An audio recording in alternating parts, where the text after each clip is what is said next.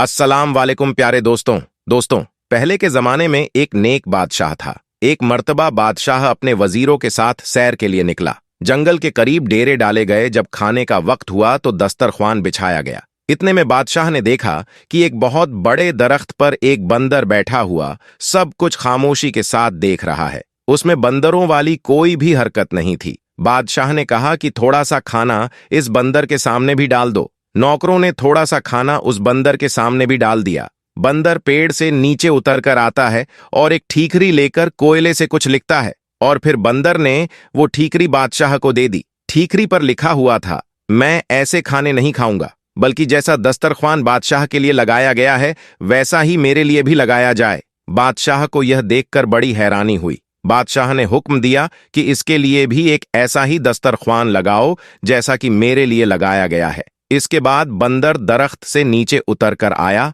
और खाना खाकर फिर से दरख्त के ऊपर चढ़ गया। अचानक आसमान पर काले रंग के बादल छा गए। नौकरों ने जल्दी जल्दी सारा सामान समेटा। बादशाह ने नौकरों से कहा, एक टाट का टुकड़ा बंदर के सामने रख दो, कहीं वह भीग ना जाए। नौकरों ने टाट का टुकड़ा बंदर के पास लाकर रख दिया। बंदर ने फिर कुछ ठीकरी पर लिखा और बादशाह को दे दिया। उस पर लिखा हुआ था, जैसा खेमा बादशाह के लिए लगाया गया है वैसा खेमा मेरे लिए भी लगाया जाए, तब मैं आऊंगा। बादशाह के कहने पर वैसा ही खेमा बंदर के लिए भी लगाया गया। इतने में बारिश शुरू हो गई। वह बंदर दरख्त से नीचे उतरकर अपने खेमे के अंदर चला गया। कुछ दिनों के बाद बादशाह जब वापस जाने लगा तो बादशाह ने नौकरों से कहा कि जाओ और बंदर से पूछ कर आओ, क्या वह हमारे साथ जाने के लिए तैयार है। तो बंदर ने फिर ठीकरी पर कुछ लिखा, जैसा हाथी बादशाह के लिए तैयार किया गया है वैसा ही हाथी मेरे लिए भी तैयार किया जाए, तब मैं जाऊंगा। बादशाह बंदर के अंदर दिलचस्पी लेने लगा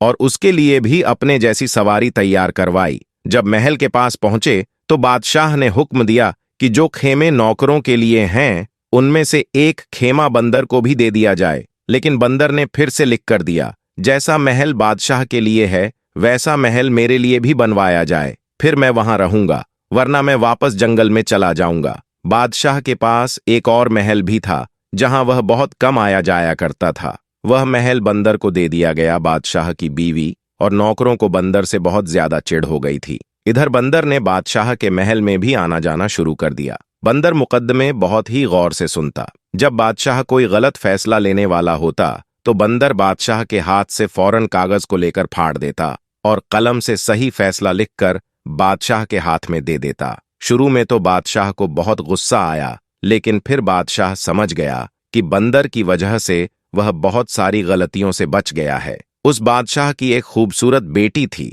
बादशाह अपनी बेटी से दिल जान से ज्यादा मोहब्बत करता था। बंदर को देखने का शौक बादशाह की बेटी को भी पैदा हो गया।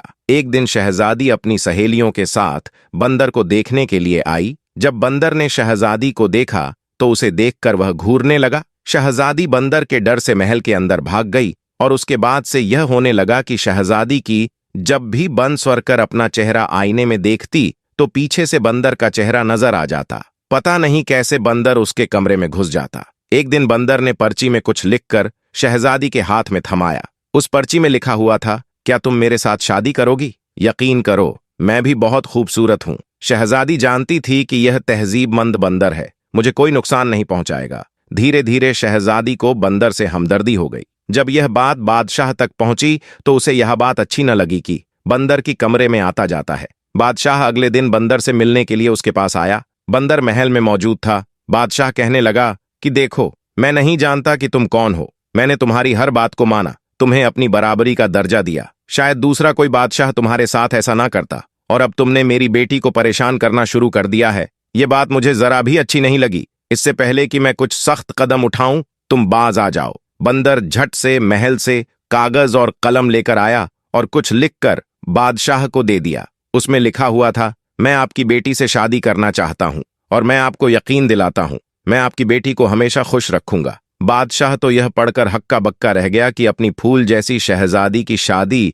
इस बंदर से यह तो कभी भी नहीं हो सकता। बादशाह ने कहा कि ऐसा तो मेरी जिंदगी में कभी हो ही नहीं सकता। बंदर ने लपक कर बादशाह की कमर से तलवार निकाली और दूसरे हाथ से लिखा, अगर ऐसा आपकी जिंदगी में नहीं हो सकता तो मरने के लिए तैयार हो जाइए। मैं आपको मारकर आपकी बेटी से शादी कर लूंगा। आप मेरे मोहसिन हैं। आपने मुझे इस महल में रखा, मेरे खाने पीने का इंतजाम किया। मैं आपको मारकर अपने हाथ आपका खून से रंगना नहीं चाहता। बादशाह ने अपनी मौत को सामने देखा तो कहने लगा, अच्छा मुझे थोड़ा सोचने का मौका दो। बादशाह अपने महल वापस आ गया। वह बहुत परेशान हुआ।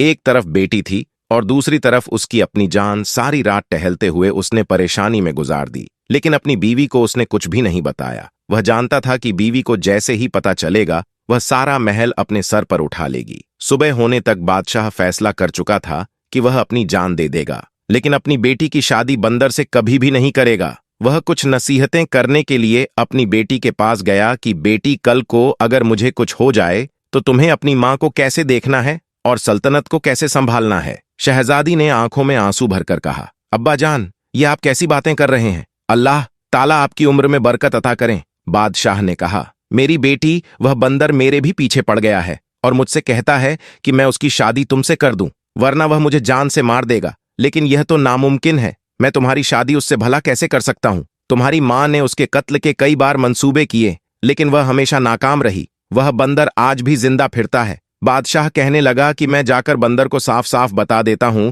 कि मैं तुम्हारी शादी अपनी बेटी के साथ कभी भी नहीं कर सकता। उसके बाद शायद वह मुझे मार दे। तुम अपनी मां के साथ तहखाना में जाकर छुप जाना और उस वक्त तक बाहर न निकलना जब तक कि वह बंदर यहां से चला ना जाए। शहजादी ने कहा कि अब्बा, आपकी जान इतनी बेकार तो नहीं है। आप मेरे वालिद ही नहीं, इस सल्तनत के बादशाह भी हैं। आप जाकर बंदर से मेरे रिश्ते के लिए हाँ कर दीजिए। आखिरकार शहजादी ने जैसे तैसे अपने बाप को मना ही लिया। बादशाह ने बंदर को अपनी रजामंदी बताई और बंदर ने कहा, आप शादी की तैयारी शुरू करें। मल्लिका को जब यह बात मालूम हुई, उसने सारा महल अपने सर पर उठा लिया। निकाह वाले दिन बादशाह ने मल्लिका को एक कमरे में बंद कर दिया और शहजादी का निकाह उस बंदर के साथ करवा दिया। शहजादी रुखसत होकर बंदर के महल में चली गई। अगले दिन जब शहजादी महल वापस आई तो बहुत ही ज्यादा खुश थी। मल्लिका ने जब यह देखा तो हैरान रह गई। मल्लिका बोली, बेटी, तुम उस बंदर के साथ इतनी खुश हो? शहजादी बोली, हाँ, मैं बहुत खुश हूं।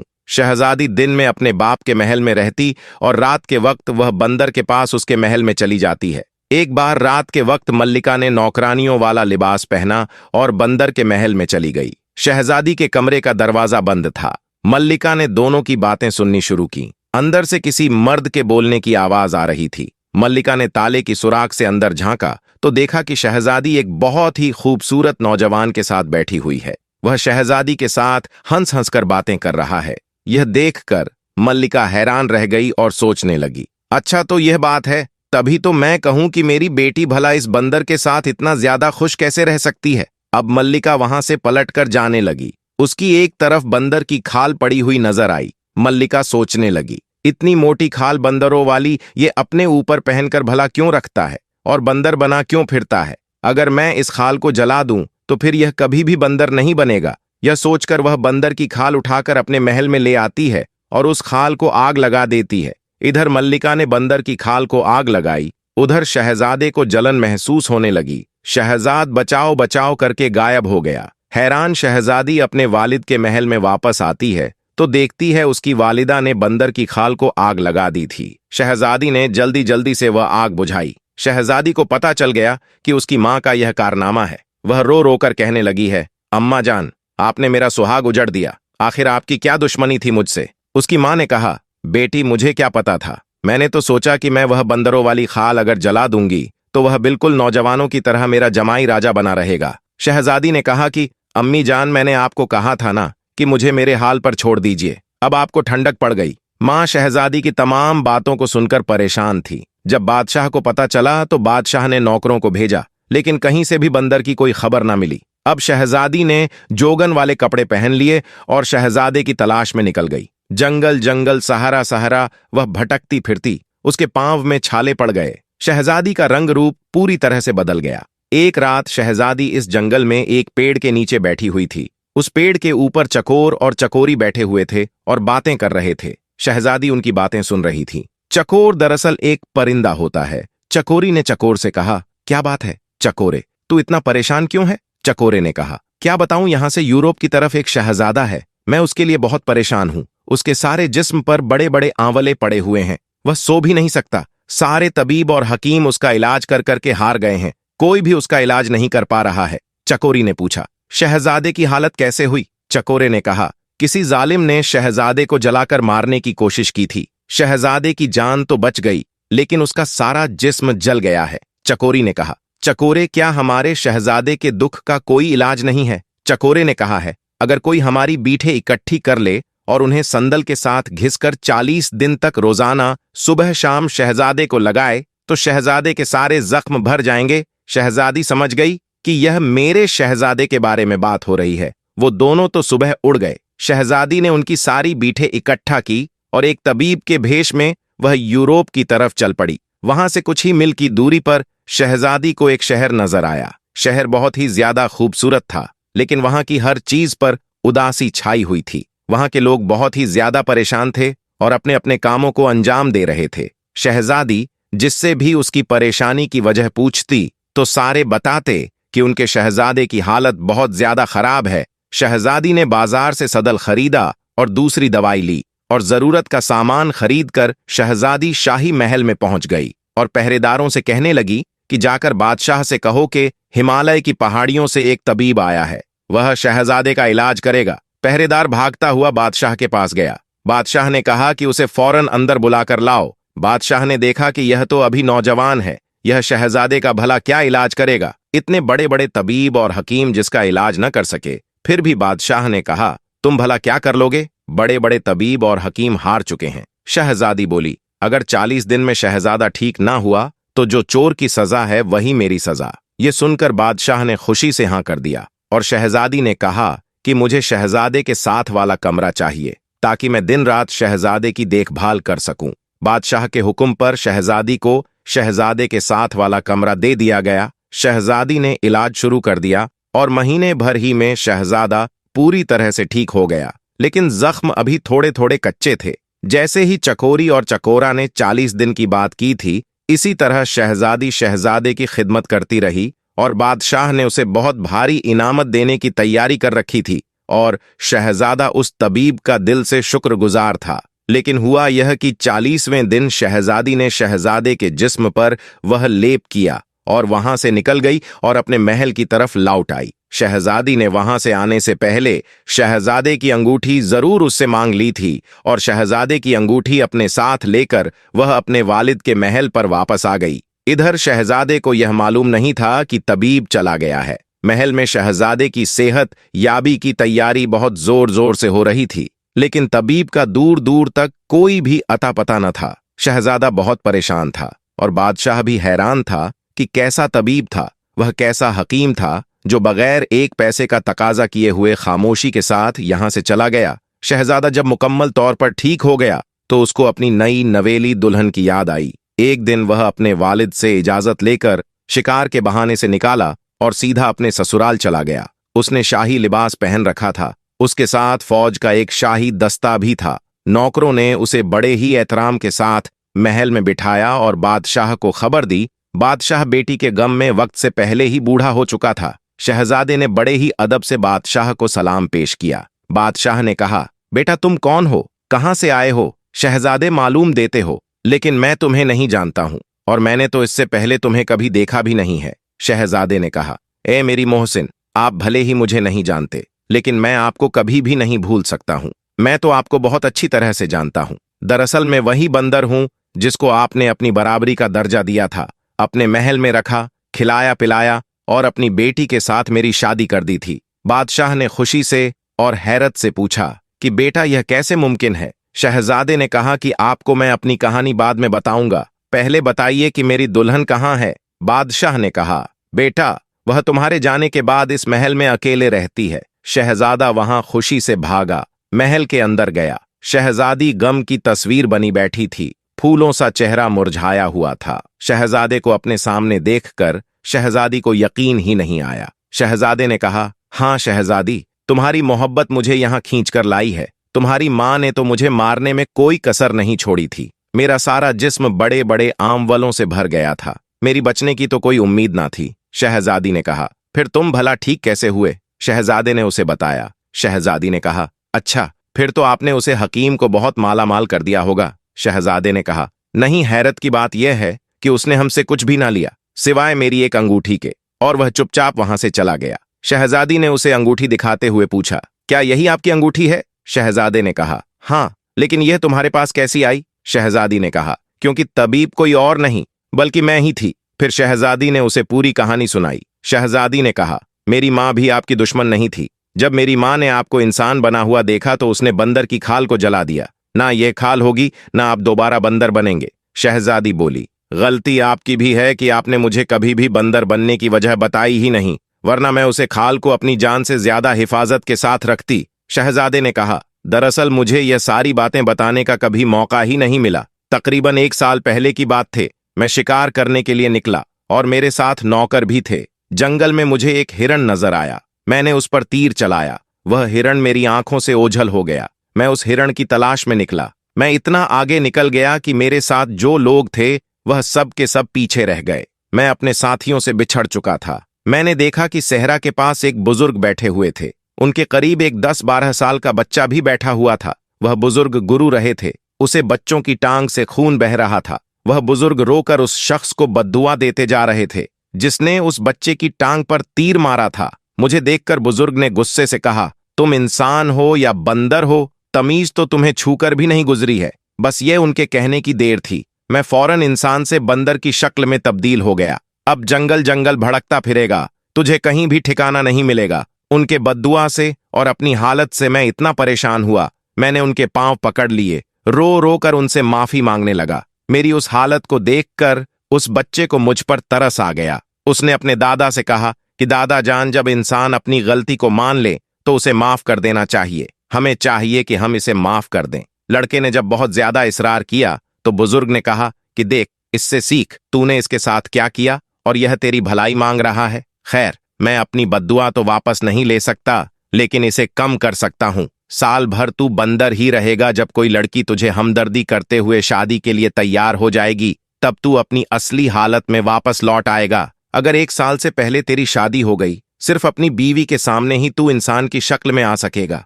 मजबूर होकर मैं वहां से आ गया। मैं वापस अपने महल भी नहीं जा सकता था और मेरा कोई और ठिकाना भी नहीं था। 6 महीना तक मैं जंगल में यूं ही भटकता रहा कि उसके बाद मेरी मुलाकात तुम्हारी वालिद के साथ जंगल में हो गई, जो मुझे वहां से अपने साथ महल में लेकर आ गए। फिर बादशाह ने तुम्हारी शादी मुझसे करवा दी और आगे की सारी बातें तो तुम अच्छी तरह से जानती हो। शहजादे की यह बात खत्म ही नहीं हुई थी। यह मल्लिका और बादशाह ने सारी गुफ्तगू सुन ली। फिर मल्लिका ने शहजादे से माफी मांगी और शहजादे ने मल्लिका को माफ कर दिया। बादशाह ने कहा, हमारा कोई बेटा नहीं है बेटा, अब तुम मेरे पास रहोगे। शहजादे ने कहा, अभी तो मुझे अपनी दुल्हन को लेकर अपने महल पर जाना है, अपने वालिद से मिलवाने के लिए, लेकिन मैं आपसे वादा करता हूं मैं जरूर आता रहूंगा। उसके बाद शहजादा अपनी दुल्हन को साथ लेकर अपने वालिद के पास चला गया और फिर दोनों हंसी खुशी अपनी जिंदगी को गुजारने लगे। किसी लाचार व्यक्ति को इतना सताया जाए कि वो अपने दिल की गहराई से बद्दुआएं देने लगे तो बद्दुआ बिजली की तरह लगती है।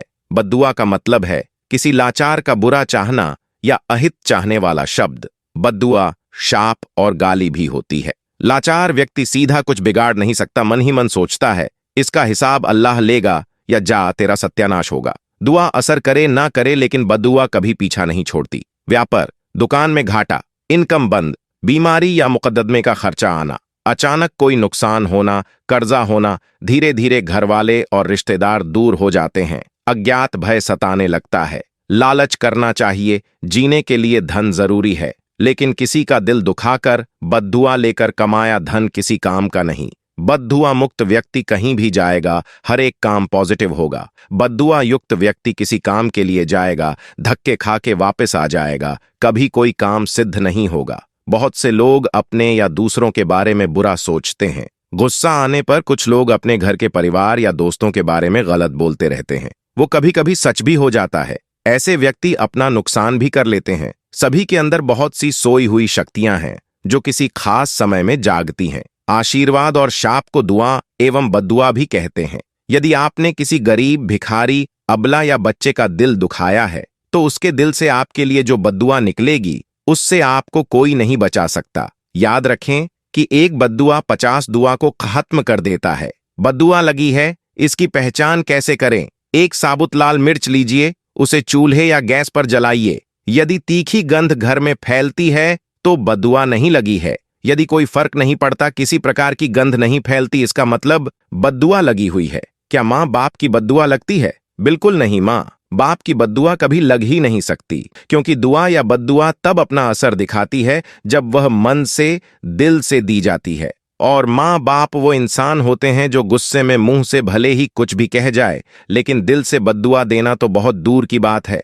दिल से बच्चों का बुरा हो ऐसा सोच भी नहीं सकते। बद्दुआ से बचने के उपाय: 1. घर में कभी भी गलत मत बोलिए। अपने या दूसरों के बच्चों को ना कोसें, गालियां भी नहीं देनी चाहिए। बच्चों को बात न मानने पर अक्सर माता पिता बुरा भला कह देते हैं, या घर से चला जा, मर ही जाए, पैदा ना होता तो अच्छा था। कई तरह की बातें लोग बच्चों को कहते रहते हैं और ऐसा बार बार कहते हैं। इन बातों से बच्चों के मन पर ठेस लगती है। उनके मन में ऐसी बातें घर कर जाती है और वे उसी अनुसार जीने लगते हैं जैसा कि आपने बद्दुआ दिया। इसका प्रभाव यह होता है कि बच्चा खुद को अपराधी महसूस करता है। इससे धीरे धीरे सचमुच ही उसका पढ़ना लिखना बंद होने लगता है। ऐसे बच्चे आत्महत्या भी कर सकते हैं या बड़े होकर अपने माता पिता से दूर चले जाते हैं। 2. अपने बारे में गलत सोचना भी बद्दुआ ही है। किसी समस्या या बीमारी से दुखी इंसान परेशानी के सुझाव या रोग से छुटकारे के उपाय नहीं करते और इसके उल्टा यह सोचते रहते हैं कि अच्छा है कि मुझे मौत आ जाए। दोस्तों, आज की वीडियो में बस इतना ही प्यारे दोस्तों। इसी बात पर कमेंट बॉक्स में सुभान अल्लाह जरूर लिख दो। दोस्तों, अगर आपको यह वाक्य पसंद आया है तो आप इसे लाइक करें। आप इसे अपने तक ही ना रखें, अपने दोस्तों में जरूर शेयर करें। और अगर अभी तक आपने हमारे चैनल को सब्सक्राइब नहीं किया है तो सब्सक्राइब करके साथ में लगे बेल आइकन को जरूर दबा दें। तो आप हमारा सपोर्ट कीजिए, क्योंकि आप ही हमारी ताकत है। तो हम मिलते हैं आपको अगली वीडियो में। तब तक के लिए अस्सलाम वालेकुम।